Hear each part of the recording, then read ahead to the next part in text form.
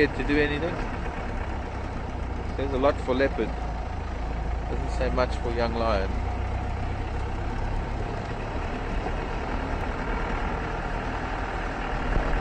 But it does say something for inexperience. And when you're not experienced and you're facing something like a big male warthog with those kind of weapons that he carries, you've got to be very careful. I guess that's what those lion were. Better healthy and hungry than wounded and eating, or wounded and hungry.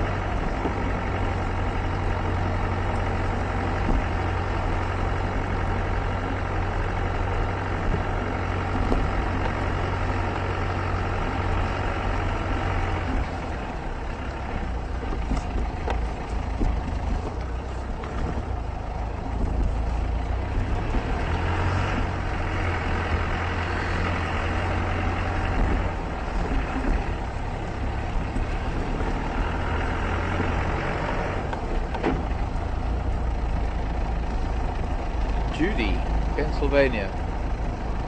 Morning to you, Judy. Is it morning in Pennsylvania yet?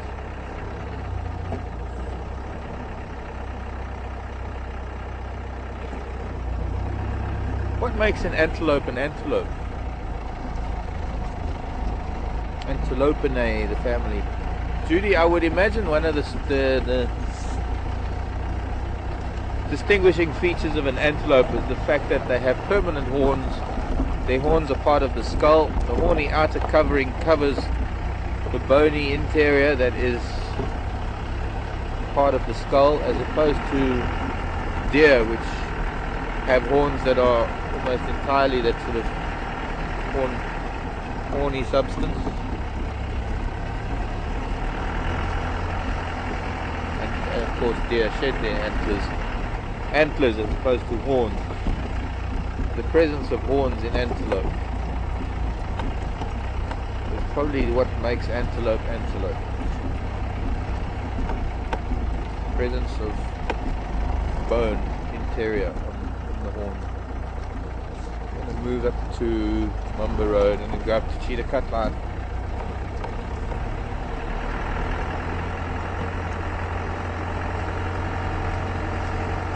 Let me think, what else would make an antelope an antelope? Well, there are some species of antelope that both male and females have horns, and we tend to find that the ones that live on the open plains and the grasslands are the ones that both male and female have horns. Things like wildebeest and the gazelles and sable to some extent, but they're not necessarily open plains. Road, eland,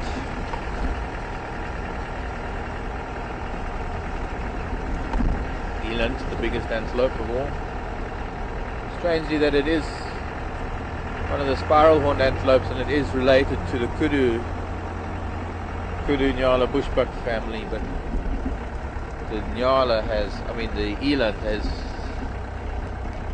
horns are present in both sexes in the eland, but not so in the rest of the spiral-horned antelope.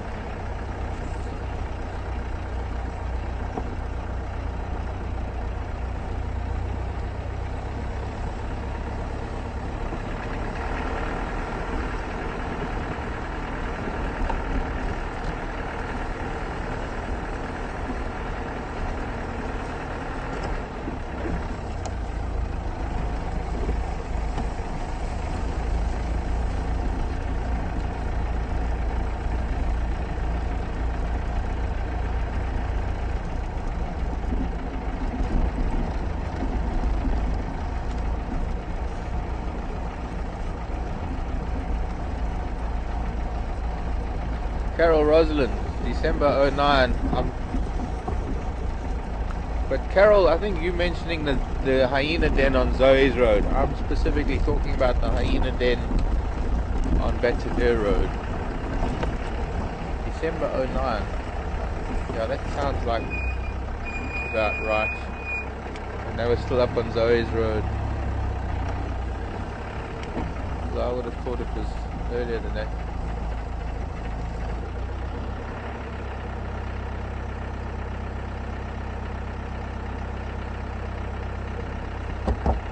Cindy Kroll. Hi Cindy.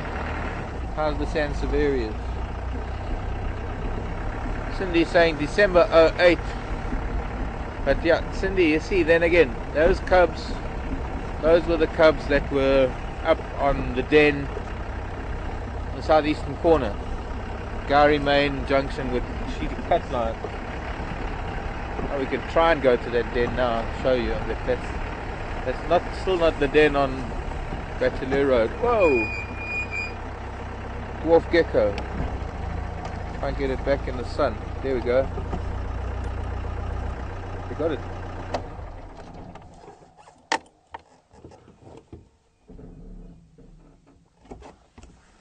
I wonder, that could be Bradfield's or Cape.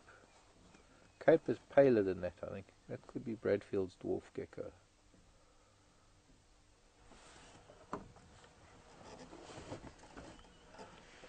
All about 2 inches long.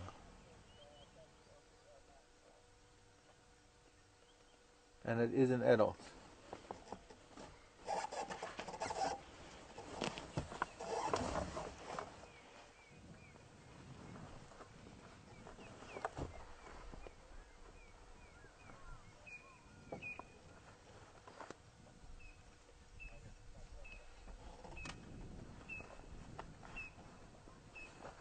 Don't think I got a reptile book. I do have a reptile book, but I must get my East African one. I brought it this time when I went to the Cape, but I won't bring it on drive. This book's too good to bring on drive. Or maybe I will one of these days, just to show you some of the features of a really good reptile book.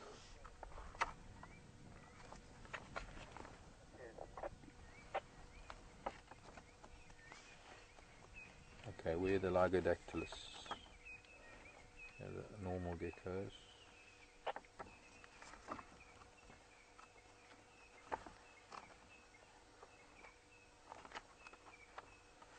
The Gamas, geckos.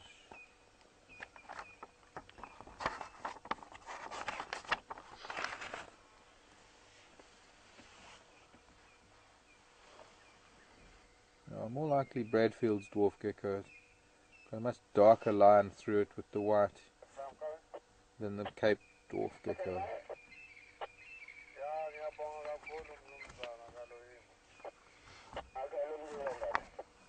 Bradfield's isn't supposed to occur here according to this book. I always thought Bradfield's did occur here.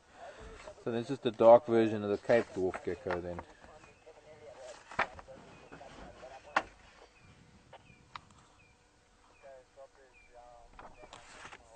Cape dwarf can only be okay. Nice dark Cape dwarf gecko. Lygodactylus capensis. Okay.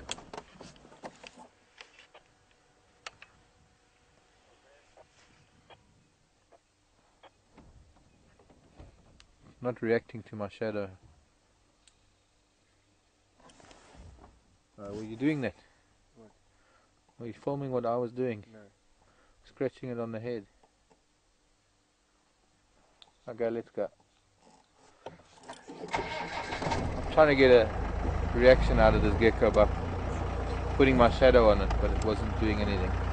It was ignoring me. Oh, my shadow, ignoring my shadow more than anything else.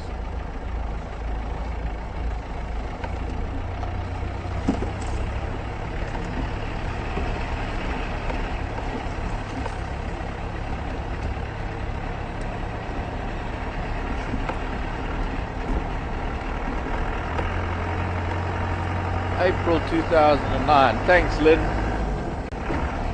Lynn is saying she's got pictures from April 2009. That sounds more like around the time that this den at Bachelier Road was active.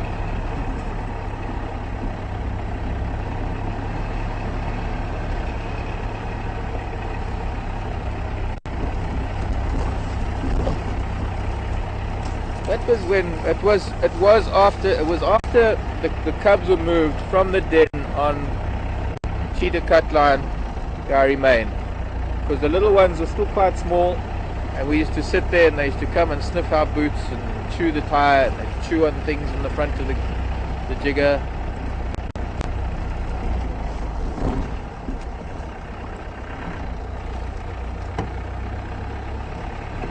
So April 2009 sounds more like it, yeah.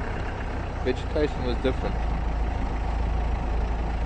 I can't pinpoint the exact spot.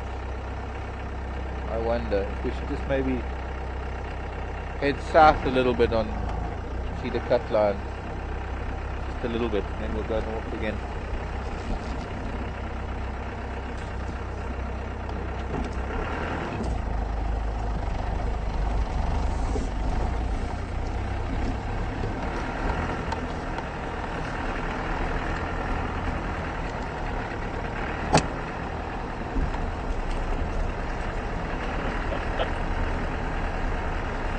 Get an update on those English, please.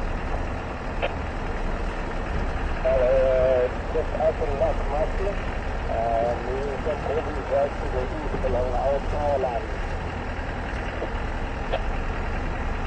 Okay, copy, thanks. I'm trying to realize that so we speak, I'm just getting into the left. But, yeah, I'm just going to start. I'm going to start the yellow footpath.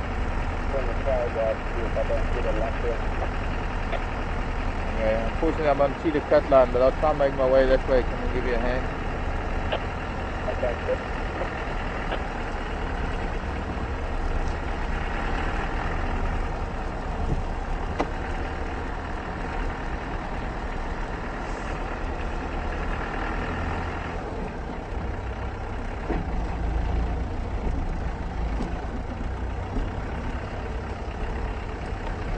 Like anything much interesting down the south end.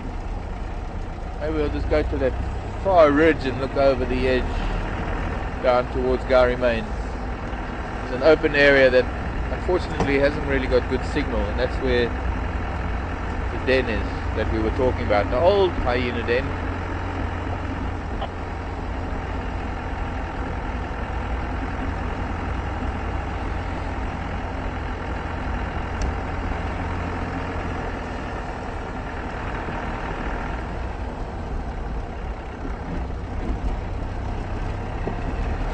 Susie, hi there to you. How dangerous are hyenas towards humans? Well, Susie, not very.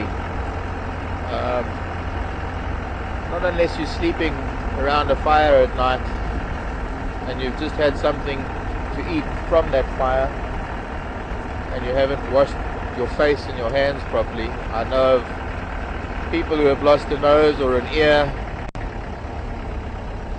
from being bitten in the face by hyena during the night. Hyena are going to smell cooking. They're going to smell food, and very much like a shark, hyena tests things by biting it.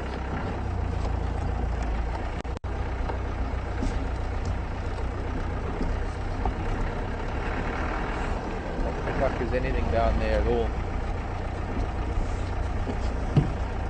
I've been on foot with hyena a lot. I've done a lot of things with hyena on foot. And back home in the Timbavati, hyena up there can be somewhat of a, and they can be a danger to humans there, especially to children, because there are neighbors of mine. We're not going to go further because we're going to lose signal. We're going to head back north again. There are two very large share block systems on either side of us in the Timbavati. Share block systems are these private properties that decided to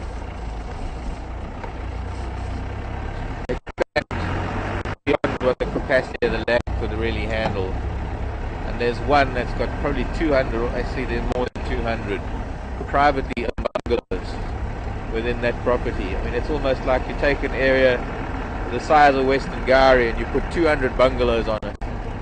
Well, each bungalow has got a different owner, and together they have created this one entity. And unfortunately, a lot of all these people that do own these bungalows, although a lot of them love the bush and a lot of them are quite compassionate towards it, the majority of them, however, are city people who will come out to the bush. They have their own Land Rovers like a game drive vehicle, much like we see landowners here in the Sabi Sand driving the vehicles from Jacobin and Whittleshoek. But up there they'll let their kids, their 14-year-old kids, take the Land Rover out. When they have a barbecue, or what we call a braai, around outside at night, they'll throw leftovers around because they think it's fun to see the hyenas and the civets come and eat them. And then of course the hyenas have become so accustomed to this that you actually have a clan of hyena living within this area, almost exclusively feeding on scraps and scrounging around garbage. And unfortunately in the past, hyena have had to be euthanized because they become so much of a threat to children. You can't let a child, on a dark night, you can't let a child out of your sight. Fortunately, knock on wood, sorry, that's on the microphone, but fortunately there hasn't been an incident yet. But I have my brothers, we get the same hyena coming to our house, and my brother has actually had a bit of a tense moment when he's been there with his kids. I've had a couple of tense moments where I've been sitting around the fire and this hyena comes up to me, and I sort of get up and stamp my foot and try and chase it away, and it looks at me as though I'm crazy. And when you're a human being and you've been dealing with hyena for a long time and you sort of intimidate them like I have in the past, and suddenly you've got this huge female hyena that is standing a little bit more than waist high, and she's not reacting to you trying to shoo her away, the heart can start beating, because an animal that has been fed by humans, as we all know, whether it's primates in Asia, bears in North America, or baboons in the Cape Point Nature Reserve, or hyenas in parts of the Timbavati. You feed an animal, you alter its behavior, it becomes somewhat dependent, but it also becomes demanding. And, well, sadly sometimes they have to be put down because they become so threatening. So I suppose you could say that that's extenuating circumstances where hyena are a threat to humans, but under normal circumstances here, where they aren't fed, where they aren't able to scrounge around for scraps,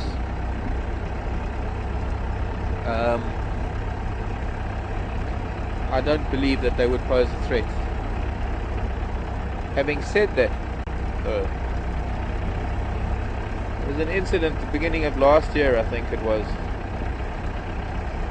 where an employee of one of the lodges here in the Sabi Sand was taken out of his room. I think he was watching television, taken out of the room by a hyena and killed.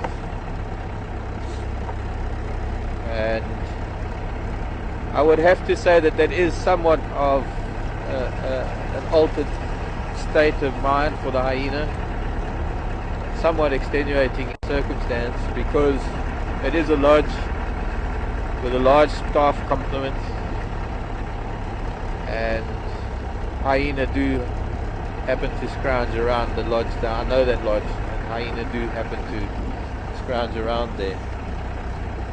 It's an area where there are a lot of lodges in the Sabi Sand close together, so the hyena go from one to the other. But an isolated incident. I've sat on the ground with hyena where they've come up to me and sniffed my feet. I once shattered my leg very badly, and my leg was held together with all these pins and steel pins and looked like a TV aerial sticking out of my leg. And even with that on my leg, I remember crawling up to hyenas wallowing in a mud wallow once and spending almost the whole morning lying on my belly just close to these hyenas that were wallowing, and they're totally unconcerned with me. Looking at some crested francolin in the road. I thought might have been coqui because they were looking quite small, but they are crested. The one thing that one can tell about crested francolin that is different to all the other francolins, he says, changing the subject rapidly, if we get to see it from the side, you can see how the tail of the crested francolin just cocks up a little bit. None of the other francolins have that tail that sticks up like that.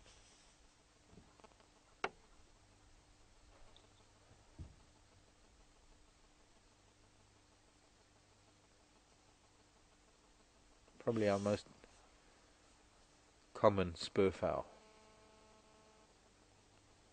I wonder, has it changed to spurfowl or is it still a francolin? Cat?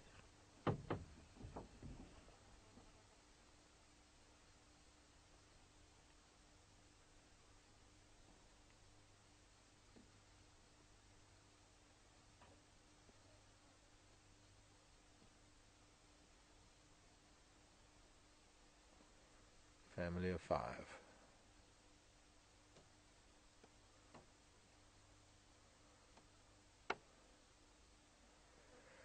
They're ganging up on us. They're spreading out. Oh, still the francolin, not the spurfowl. I'm thinking it's a female with 4 chicks, maybe. 4 grown chicks. I'm not seeing a male there. And we're probably getting too close to the vehicle now. Yeah? Hmm? Are they getting too close? Yeah, some of them. Yeah, they're spreading out. They're going to pounce any minute. Peck the vehicle to pieces.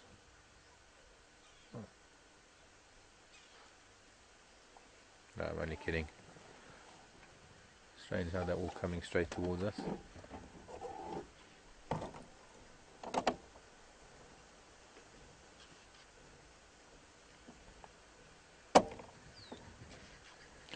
Okay, children, I'm going to start the car and you're going to all get a fright and scream at me in a minute. No,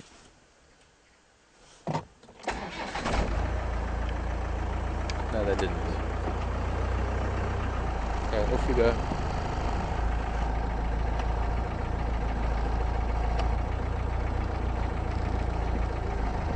Thank you. Bye-bye. Be good.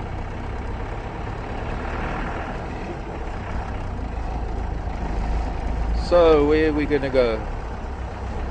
Back to the west.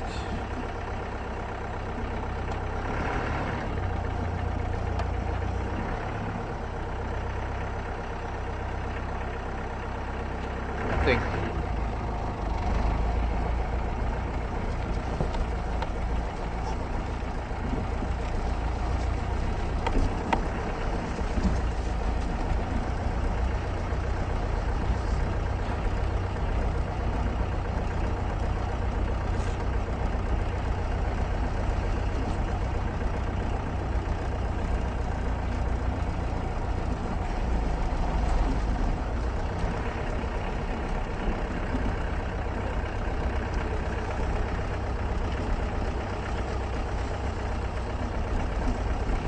Very interesting, Peggy. Peggy sending an email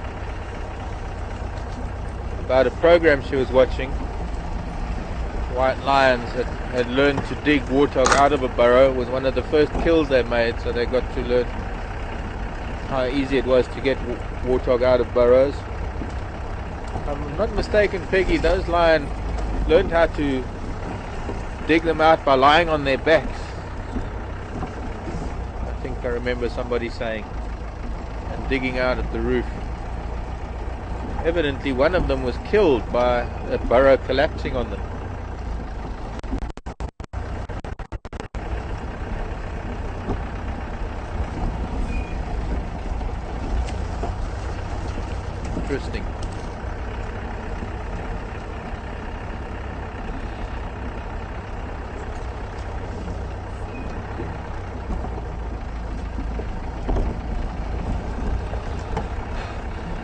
wonder which lion, or which white lion we're talking about. Were those Linda Tucker's lion or Kevin's lion?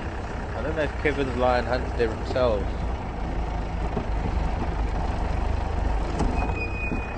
I think Kevin's lion are fed lion, captive lions.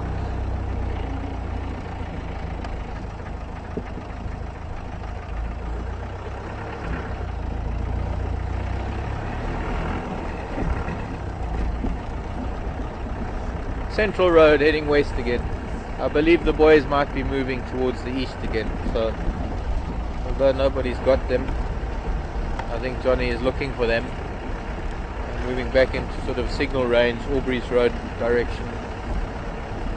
Might be back around Gallagher shortcuts by the time we get back there, maybe even back around the dam.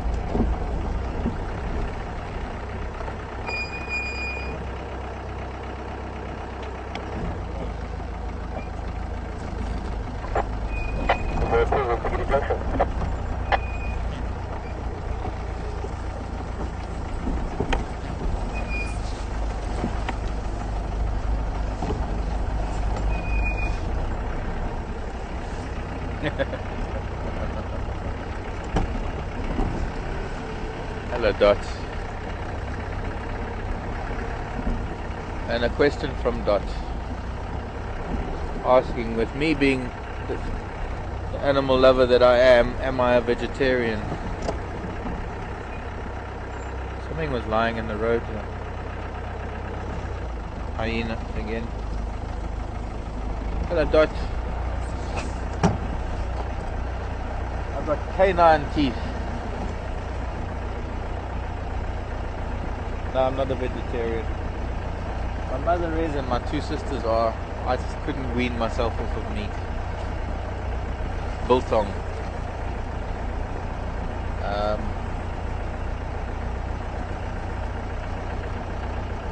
I don't know what to say. I go to a supermarket and I take something off of the shelf that's labeled food. I don't think of it as coming from an animal. I just think of it as food because it's already packaged as food. And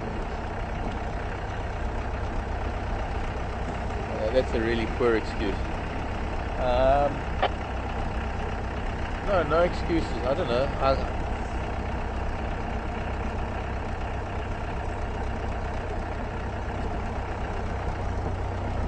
don't know. I don't know how to explain it. Yes, I am an animal lover, and I feel very strongly about things, but somehow I still do eat chicken and meat.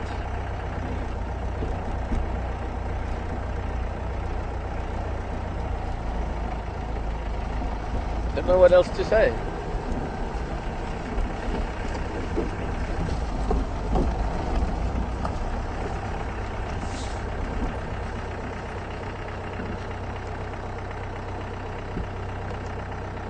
Just as many hyena tracks here as there are on Bateleur Road.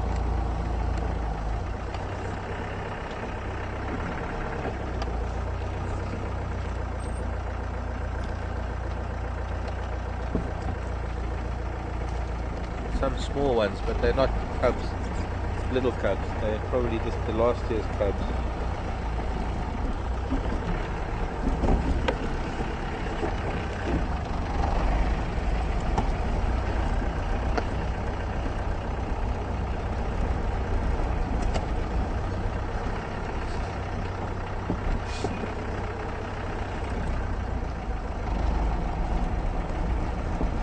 Thank you, Peggy, for the update. Peggy's just letting me know that it was Linda Tucker's lions, so that's where Jason Turner is at the White Lion Project, TSAU, TSAU, and it was the youngster that was, as Peggy puts it, corkscrewing into the holes to get the warthogs out. The one that was lying on its back, scrambling for, or digging away to get the warthogs out of burrows. That was the one that died and collapsed dead.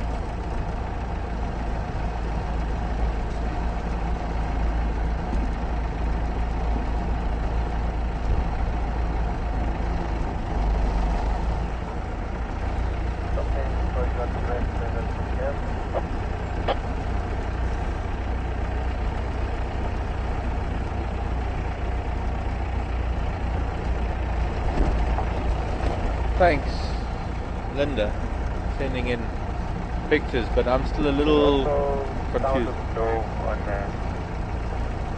the western side of the dam there.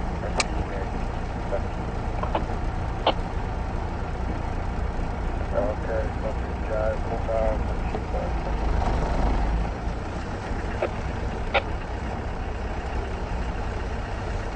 And we're coming. Go, man. Which dam you at? I'll be stopping up to the Beverly Dam, but I'll just go maybe away from the dam.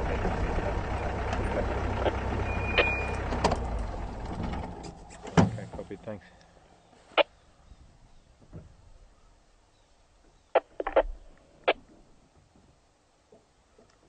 Johnny, come in.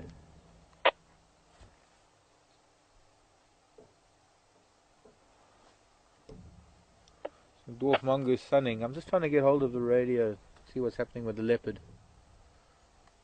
Just helps me choose direction. Johnny?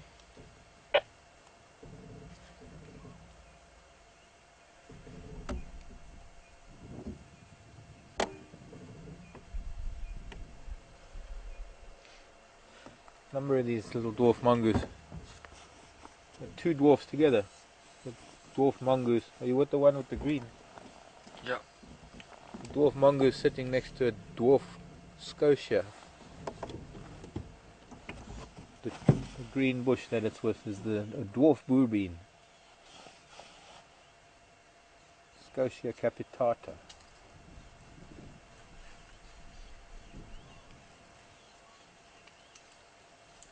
Lovely crimson red flowers.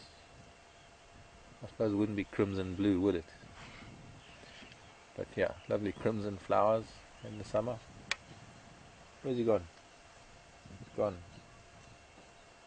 You can hear them muttering in the grasses around us, so there's a number of them, the mongoose, already heading out foraging for the day.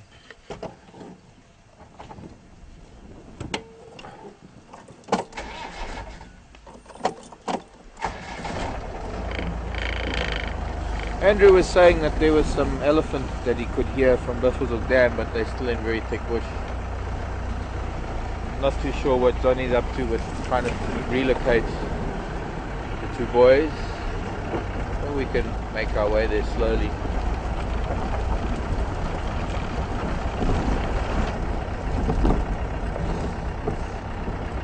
Someone more inclined to go back for elephants.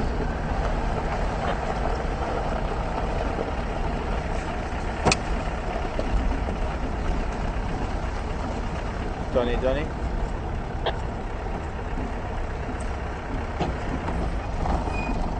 Maybe he gave up and he stopped the coffee.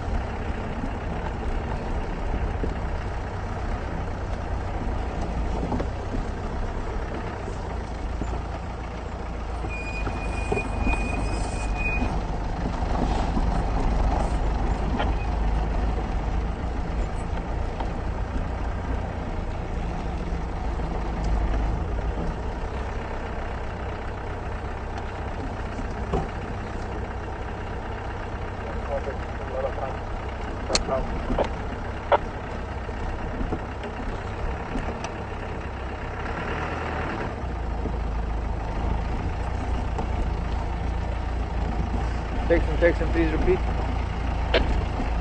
Ja, okay, kom der on Buffelshoek Canada. Cabanello Road Junction. Okay, I don't know Cabanello Road. Here, a mile east from towards Buffelshoek Junction. Okay, copy that. Do you know if Johnny found those ingwe again? Yeah, I'm not too sure. Okay, copy. Where are you now, Marc? Central Road, Gary Cut Line. Yeah, copy, thank you.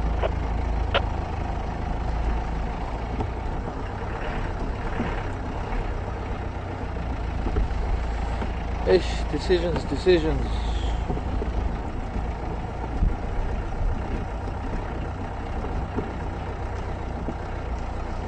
Go back up to Buffelshoek Cut Line. We're on Gowrie Cut Line, so unfortunately towards the northern end of it we're going to lose you again, or you're going to lose me until I get back up onto higher ground on Buffelshoek Cut Line. So let's just head that way. Good chance that we can find elephants if they're feeding, making a bit of a noise. Might be the same group we saw yesterday. Late yesterday.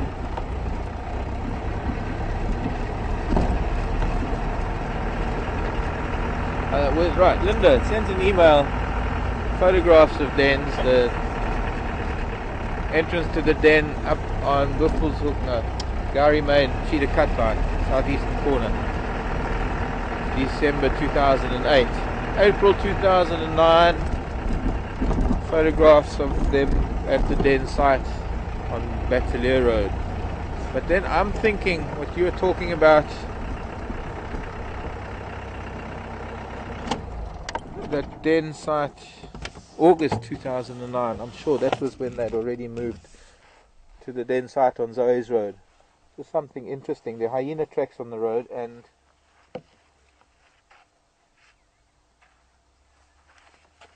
something we've actually seen before,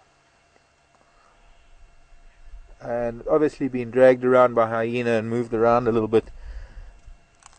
There's a stubby tip of a buffalo's horn I'll put it on the box again where the microphone is.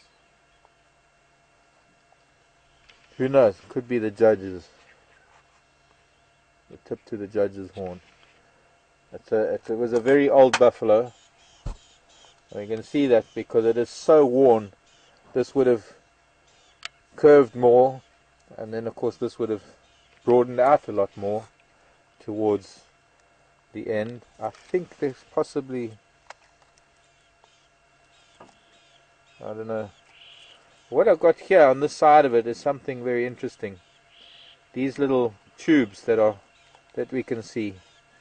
I'm having a bit of trouble seeing it, because of the sun behind you. Okay, I'll have to turn the car then. It's fine now, I can see the basics, but it's just not so many colors, well, much color. Let me turn the car. I didn't think of the sun for a minute there.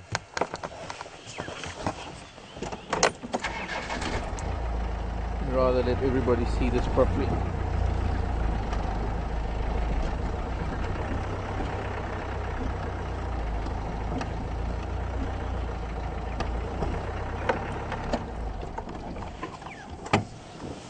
Is that a bit better?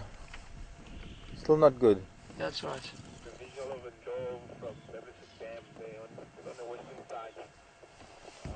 It's gonna see if they come out. I see we're going to Buffelshoek Dam. This horny substance that you can hear it, comprises the horns of antelope and bovids. And interestingly though, these tubes that are sticking out of it, these are the tubes that are, I'm trying to articulate this properly. Yesterday afternoon I showed you a caterpillar that chews on the bark of a tree and it makes that sort of tunnel with the silk and its droppings. This is a very similar concept. It's a caterpillar, it's the larva of a moth, and it's known as the hornborer moth. And it is the primary decomposer of horny substances in the bush. Horn and I don't know so much hoof, but certainly horns. And all antelope horns eventually disappear like this. That all that is left of the skull is the skull and the bony interior of the horns. This is quite heavy actually, but it is slowly and surely being decomposed by these horn borers that are burrowing into it, and as they eat it, the byproduct or their feces is sewn into these tubes that help protect them. Anyways, we've seen this little stub of a horn before. I have picked it up before. Lying around here, every now and then it gets dragged back onto the road by a hyena. Looks like there are some fresh bite marks on it. A hyena will be able to digest some of this horn. Anyways, off it goes for the next hyena to chew on it. Buffelshoek Dam, here we come. Let's go find an elephant. You can hear the geese shouting at Gari Dam.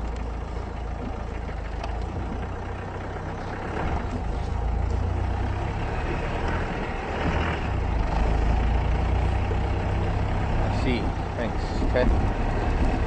Shouting at guests having their coffee at the dam. And if that's Greg, given up on the leopards.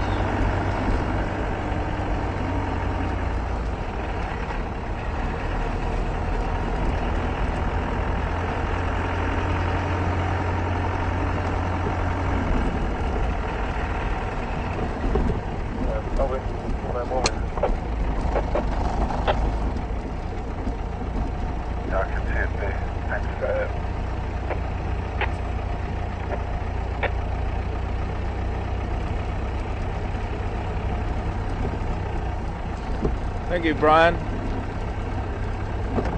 Brian Tobin just sending a message to say it was the mother of the cubs that died when the tunnel collapsed, or the burrow collapsed, with those lions that were digging warthog out. Her name was Mara, I believe.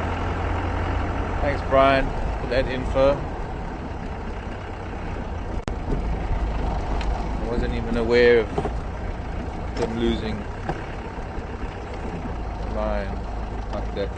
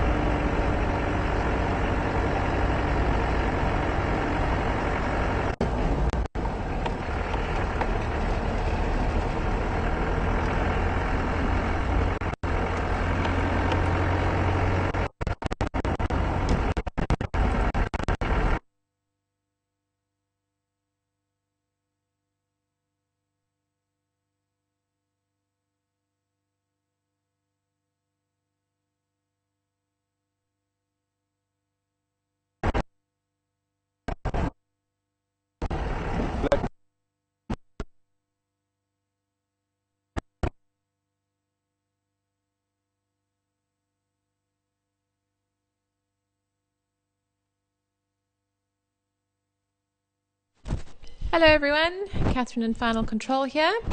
Just going through the dip to get to the top of Buffels Hook, so please stick with us and we'll have a look at the dam. So long.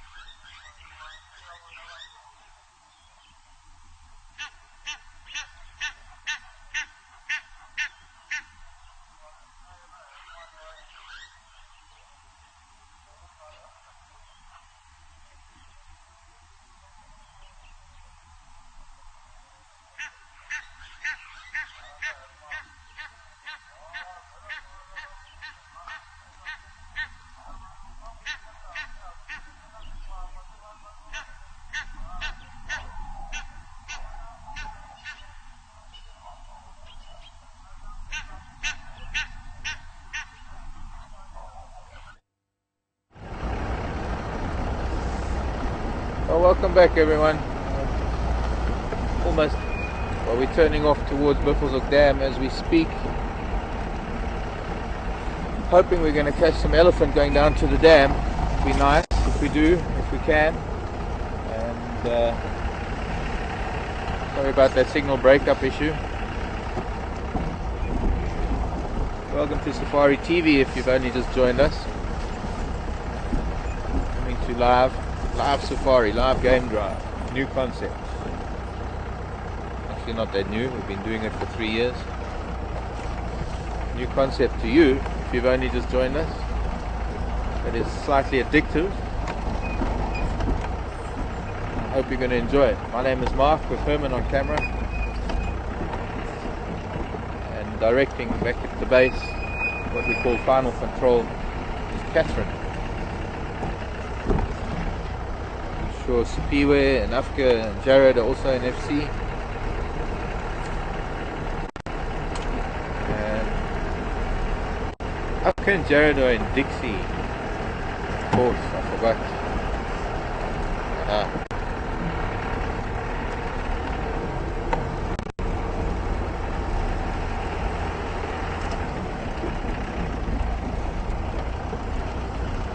These elephants are close to the dam. I hear they're slowly making their way towards the dam itself. So let's see that.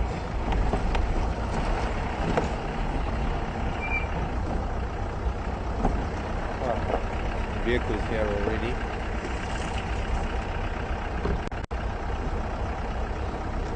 People walking around on the other side of the dam, having coffee.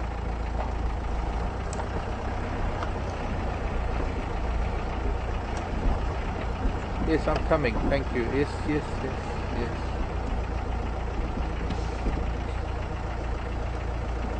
I don't like driving into elephants fast, madam. So I can see that we're going to just have to park here and wait a little bit, because they are still in relatively thick bush at the moment.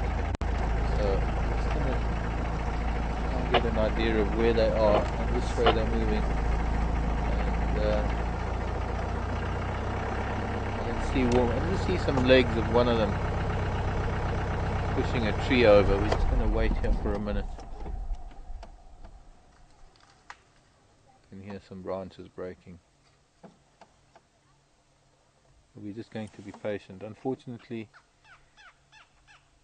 a lot of people here, so there's a little bit of noise. And of course a grey lory, go-away bird, making its own noise.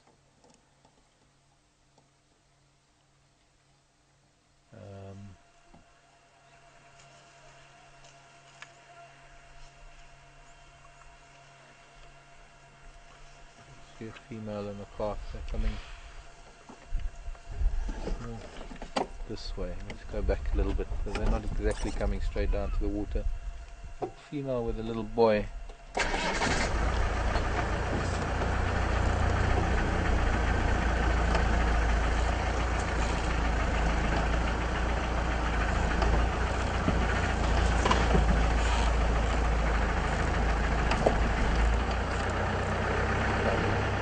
Make sure she comes in front of us and not behind us. It'll be easier for the camera.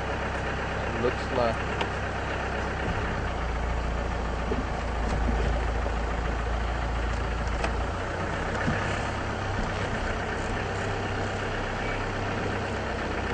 we wait here. She's going to come down this way. Oh no, we're just going to have to be patient until she comes, until she's more visible. But she is making her way towards us slowly, just behind the guarri bush on my right hand side. And I don't want to be visible to her, between her and the water. I want her to have a clear path down there.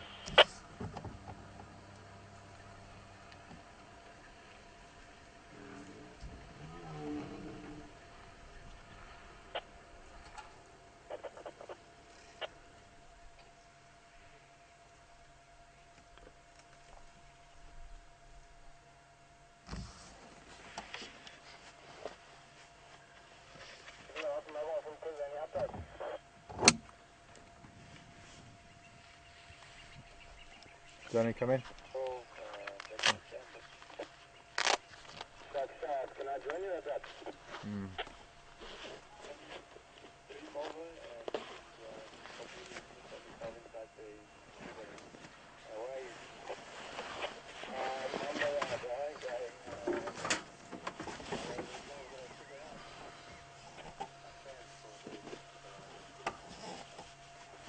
Okay, I'm going to try and move a little bit again.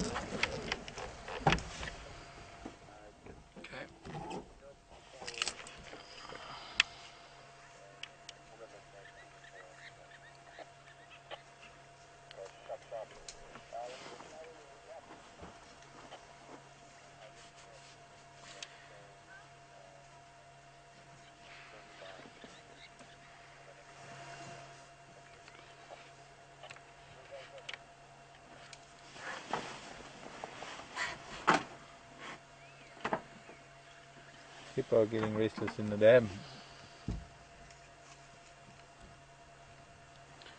So the sounds of things, bubble blowing. We preferably want to be on this side because otherwise we're looking into the sun. She's slowly moving down. We've got a glimpse of her. Mm-hmm.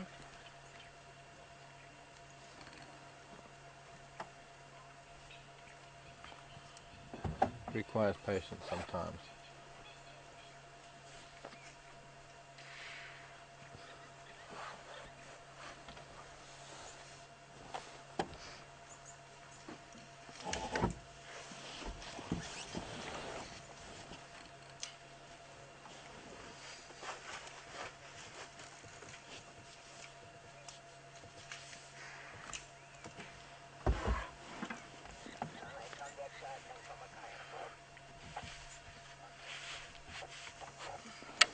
And a lot of vehicles now making their way here too.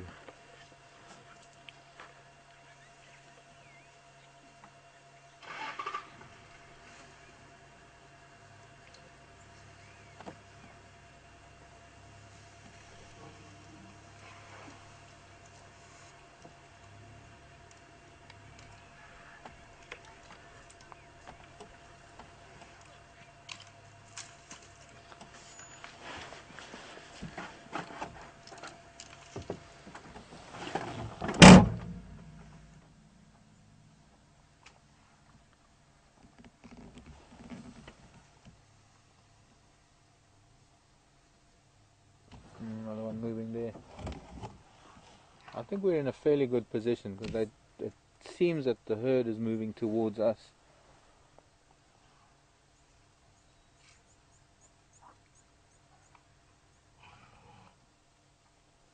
And yes, as I say, folks, just got to be a little patient.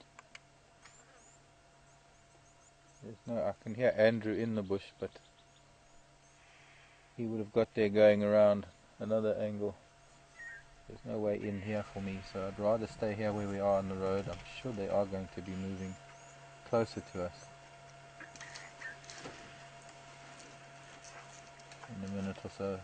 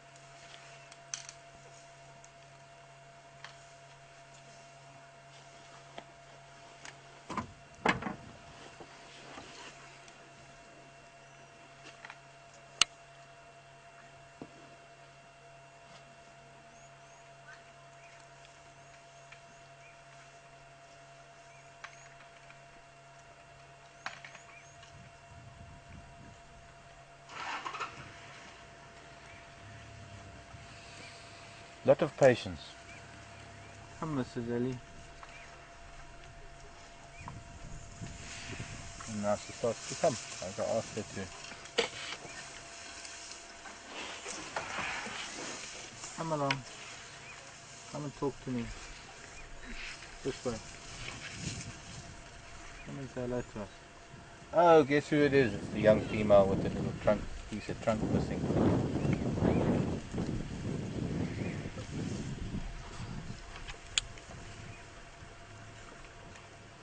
And the little boy that's with her. So we know this herd. We've spent some time with this herd. This is that female with the little boy that tags along with her. He hasn't been shouting at anybody yet this morning. We've had a few moments with her where she's got a little loud with us.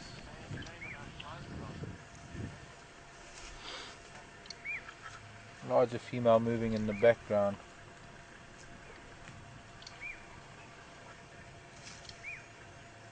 This is the group that has the two little boys that came up to me last time. And they're at least I can say maybe 6 elephants just the other side of this guarri bush from us, so they're going to be coming out very, very shortly. Very, very soon. Soon, shortly. Shortly. One of those words that we come up with on Drive where we combine two words.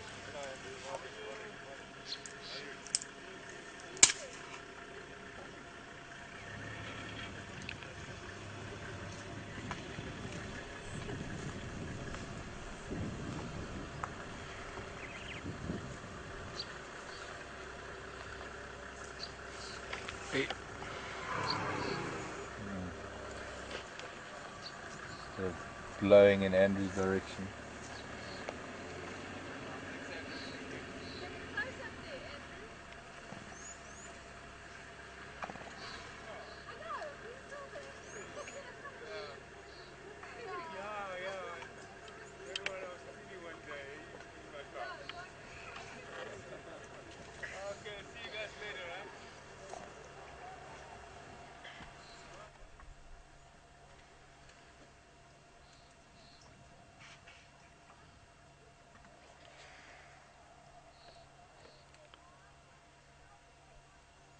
Humans can be so loud. Unbelievable. Another vehicle coming on the Fuzzle cut line. I can hear them screaming from here. Let me just sneak a little bit forward so we can see her feeding. Some of you have been quite interested in how this little girl feeds. Well, it's not so little. How this young lady feeds with a piece of her trunk missing.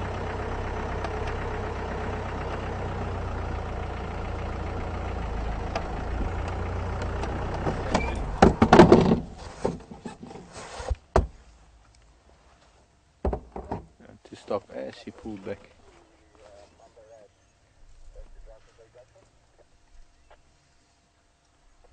She doesn't have the fingers, but she's still managing to pull things down to her mouth.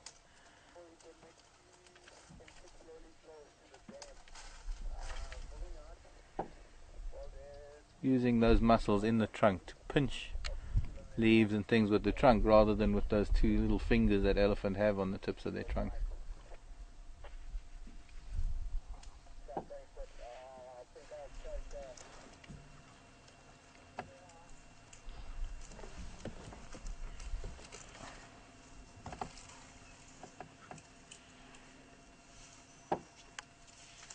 Little one tusk little.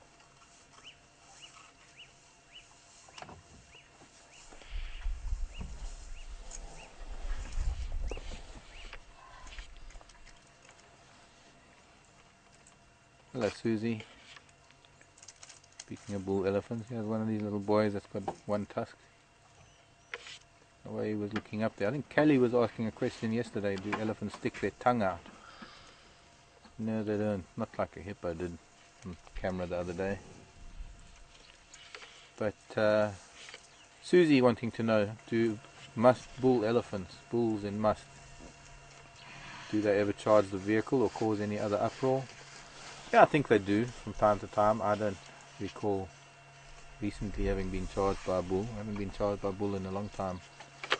I've had musk bulls next to the vehicle. I think it depends on how the vehicle behaves to a large extent.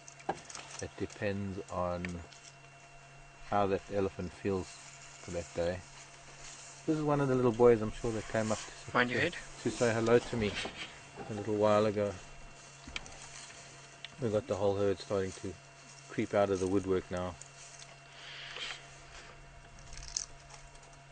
And they can cause a bit of an uproar amongst the herd, Susie. They can get quite obstreperous. This little boy is going towards that vehicle, going to see all those different colors, and then he sees the dam and he sees the hippo, listening to the hippo blowing.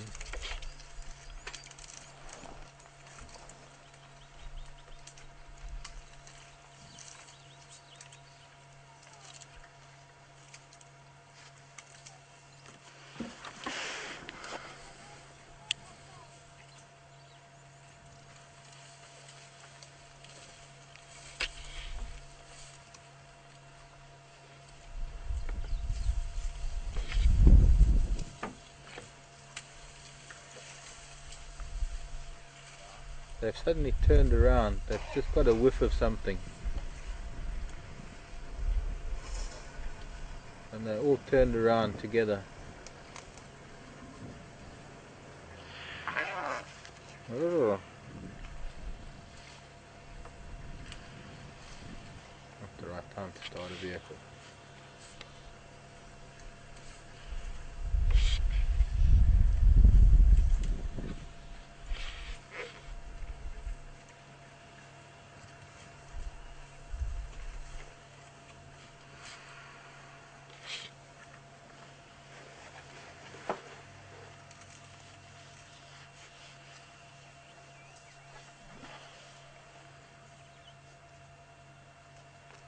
They're all stopped and they're all listening.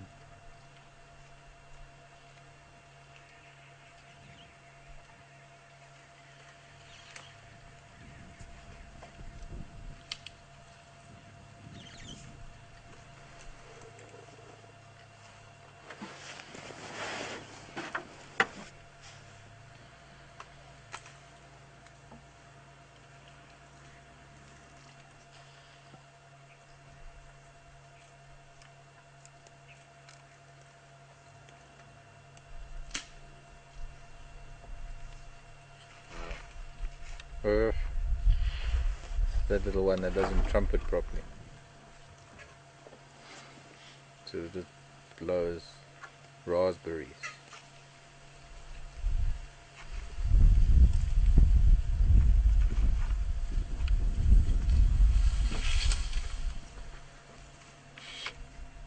A little bit of rumbling. One cow looking at us down her nose, peeking through the bushes here. I don't know why, she's a little bit upset. They're cautious for some reason. Maybe they're picking up the scent of something. They were lying around a couple of days ago. Probably the smell of lion dung making them a little nervous.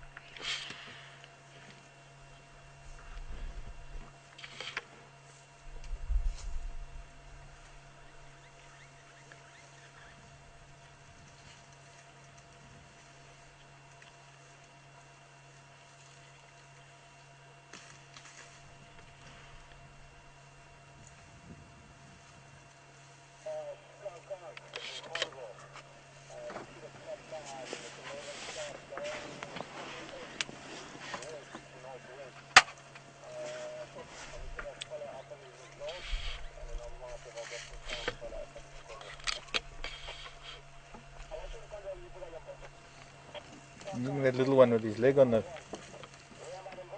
Little boy with his leg resting on the log there.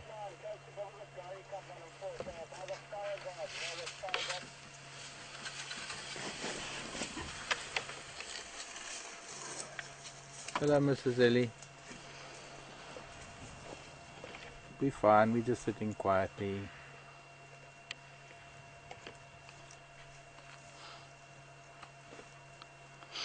Another youngster come out of the bush. Little boy, about 2-3 years old.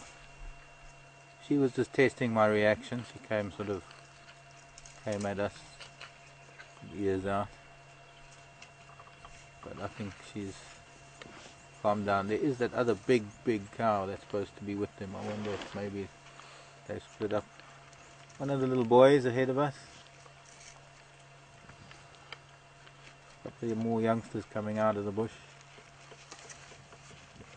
still sure that big matriarch's got to be around because too many youngsters here with only one big adult cow. I wonder where the big old lady is. There, maybe coming now. Another female coming out of the bush now. We did have that big female. I think this is the one that had that big female. Looked like she was very heavily pregnant. It's this group.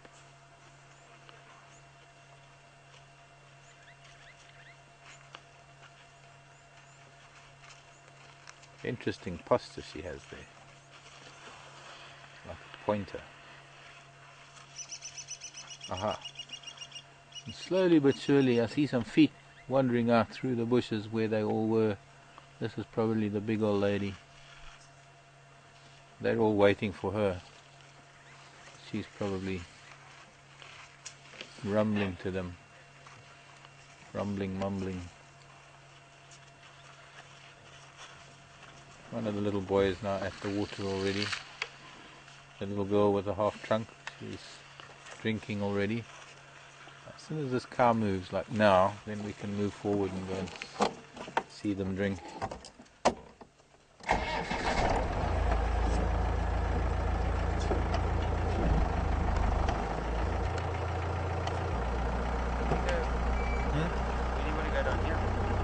Well, I don't know if I really want to be there with, because all those, I want to be on the damn wall.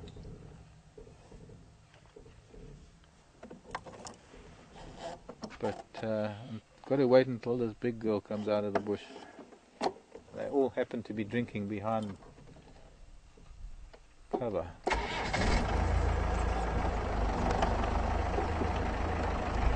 Okay, well the matriarch will come out on her own time, no doubt. That's another youngster that I'm seeing maybe. Not the matriarch yet. She's probably still wandering around. Let's try down. You go down the other side of this. Yeah, the other side.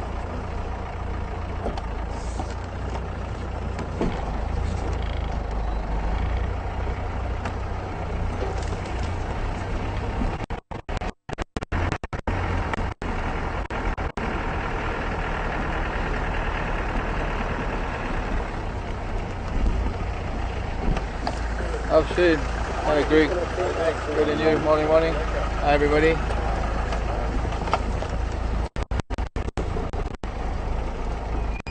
I don't even know if we should be here because there are now 3 vehicles here other than us.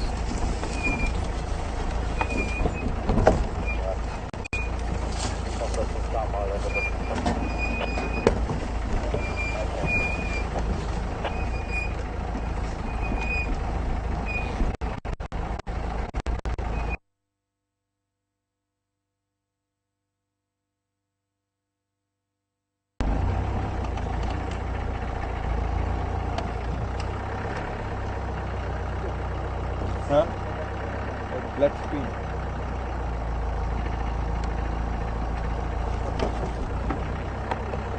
Try pictures back. You okay there? We're just trying to level. Okay, we're just going to try and level. We are down at the edge of the dam, and of course down here it is a little awkward because of signal problems and we're not exactly level. The Herman is just trying to level the camera. That's one of the best places we can be. We can also try and just go onto this mound here, Herman. I'm gonna have to cut away to Gary. Oh. Broken. Can't we just hold it for a little while? No, not really, no. Okay, Cash. Oh. Trying to level the camera now. The ball and socket is loose, so we can't hold the camera still.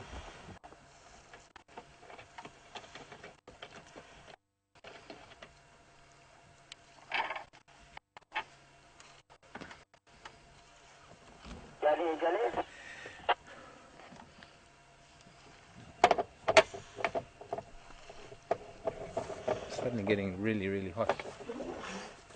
Hippos are complaining. Are we still in it? Yeah, that's it. So just sorry about the camera movement there, but we're trying to level it the best we can do right now. We'll make do. But nice to have them all lined up drinking.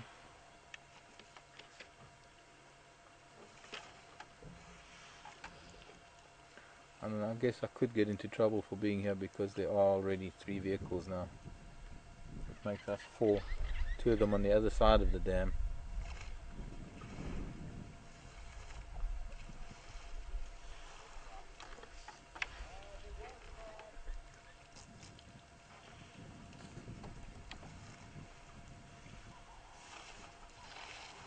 So we are missing the very big lady that's with this group. And 1 or 2 others, I think.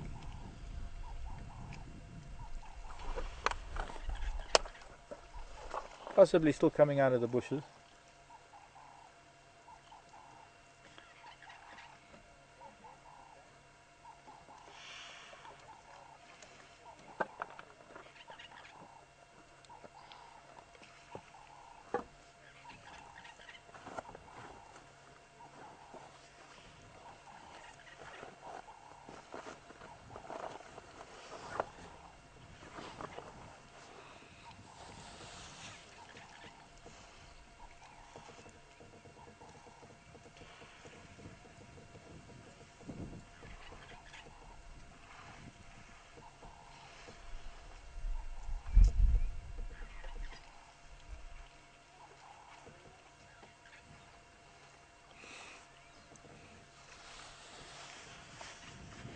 Notice how they stretch their trunks out and flatten the tip to try and suck water off the surface. It's cleanest at the surface.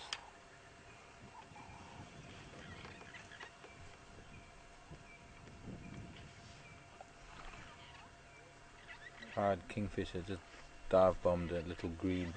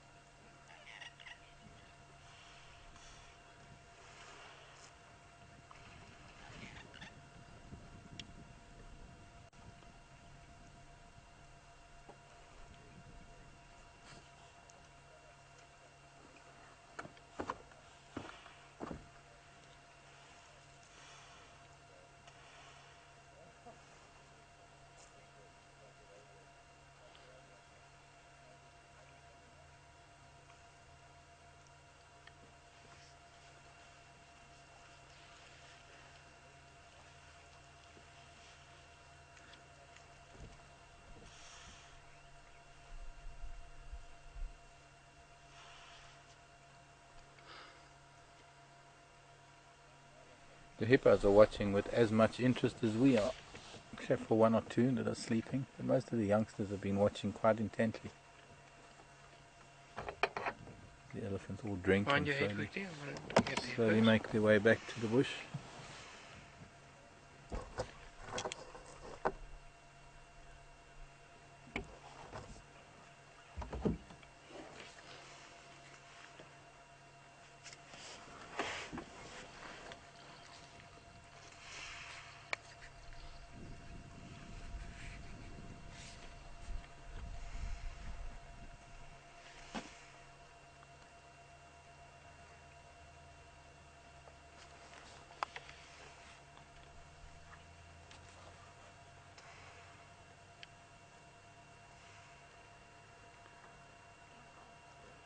Mind your head and back to the elephants.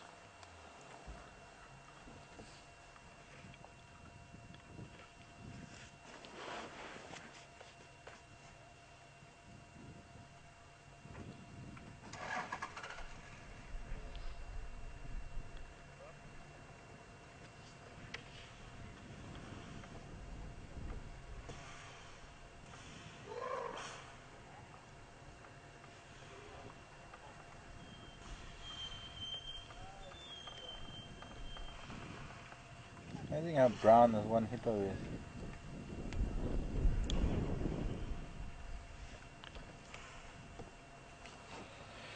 You're gonna have to cut away to Gary.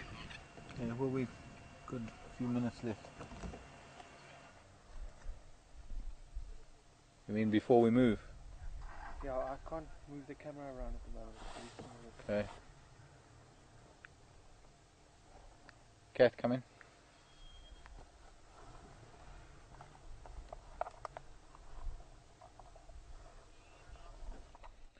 We're going to have to take the camera off the mounting, so if we could just cut to Gary quickly, please.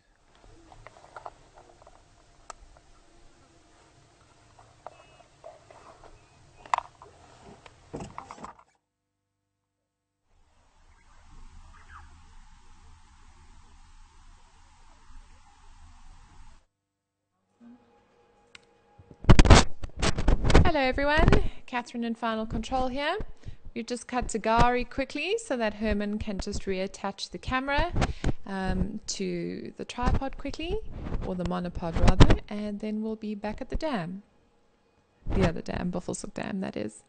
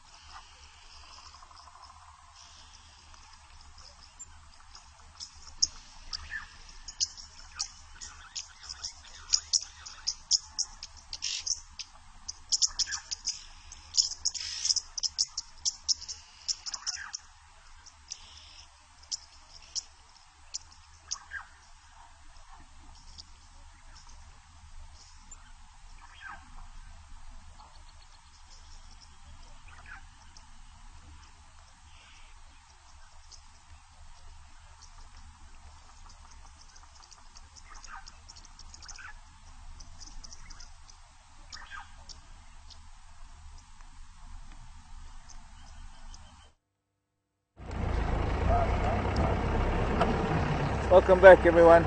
We leaving these elephants. They've gone into the drainage line below the dam wall. Excuse me a moment. Johnny?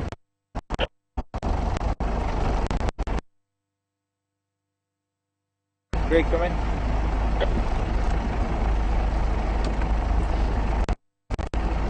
This is possible. I need 4 ears and 2 hands.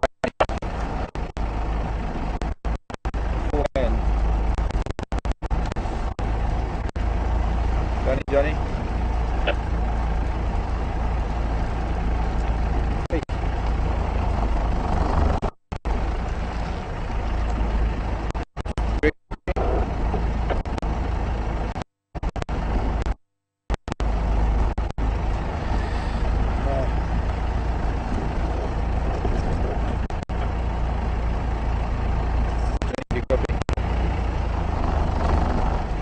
Guess not.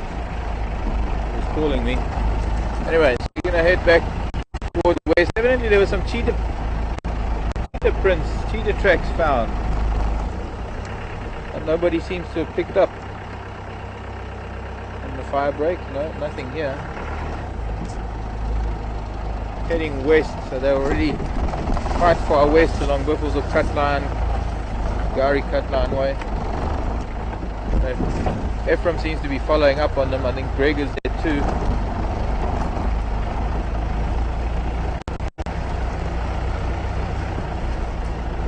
I don't know whether they've moved into Buffelshoek or not.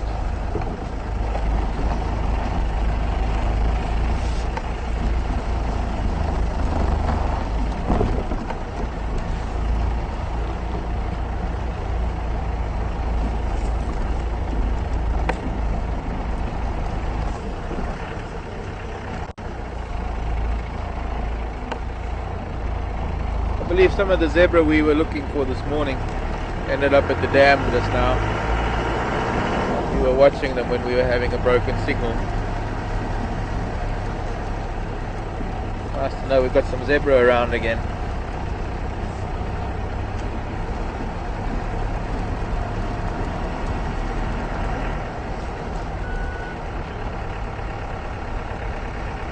Johnny, come in.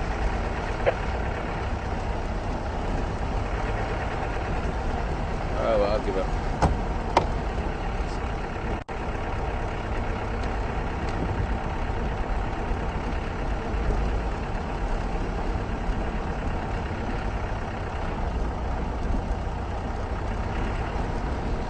Probably wanted to reprimand me for being a fourth vehicle at an elephant site. Zebra tracks.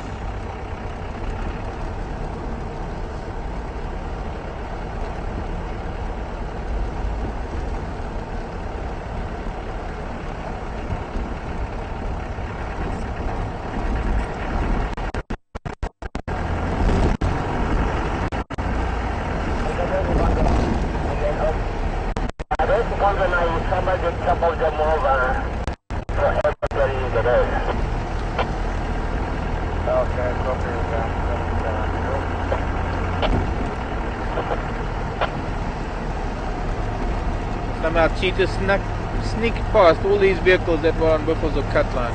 All of us. See 2 vehicles ahead of us. All these vehicles doing things between Buffelshoek Dam and where the leopards were. Somehow cheetah managed to make it somehow from the east to the west along either the firebreak or Buffelshoek Cutline. Not sure which, but Ephraim's saying now that the cheetah tracks on top of vehicle tracks, so it's rather fresh. And possibly get some cheetah for the afternoon. I don't know, it's trying to think where they would go. Probably end up at Sydney's Dam if anything, or on that open area Gallego Campway, but not many open areas on our side of the track, on the sort of southern side of Buffels of Cutline, where we're likely to have them, unless they go to Impala Plains, Sandy Patch, Impala Plains, somewhere around there. But then they're more likely to be on Sydney's open area.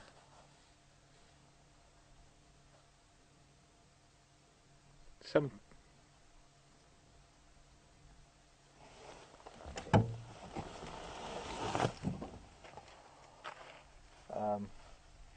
Certain audio cues that cheetah will get that they're open areas. I mean, most of the cheetah here know where the open areas are. Okay, there's a control from here is crossing to the north. I'll have to check and the marquee. Okay, so they've gone into Buffelshoek. I guess we all missed them. Cheetah that were around this morning, possibly on the fire break on our side of Buffelshoek cut line, but just one of those moments when, with elephant and leopard this morning, I think people were concentrating on other things. Yeah, it's unfortunate it's come to the end of our time. Thanks for your patience with the signal breakups this morning, and thanks for the questions that came in. Thanks for your company, and thanks for watching. My name is Mark. Herman's been on camera, and Kath in final control, and we'll see you at 3 o'clock Central African time this afternoon. Bye for now.